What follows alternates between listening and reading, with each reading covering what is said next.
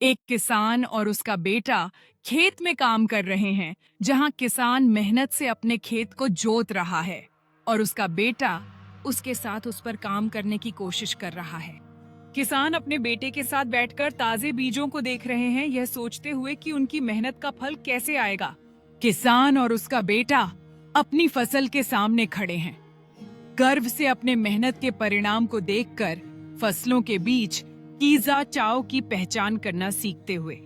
किसान और उसका बेटा एक पेड़ के नीचे आराम से खाना खा रहे हैं, अपनी मेहनत के बीच में मजेदार कहानियां साझा कर रहे हैं।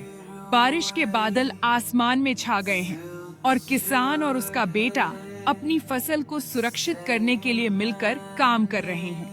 बारिश के दौरान किसान और उसका बेटा एक साथ खड़े हैं, अपनी फसलों को देख रहे हैं जो अब पानी से लबालब हो रही हैं, यह दिखाते हुए कि मुश्किल समय के बाद भी उम्मीद की किरण होती है। किसान और उसका बेटा एक धूप वाले दिन अपनी फसलों की कटाई कर रहे हैं, खुशी और संतोष के साथ अपने टोकरे को सोने के अनाज से भरते हुए।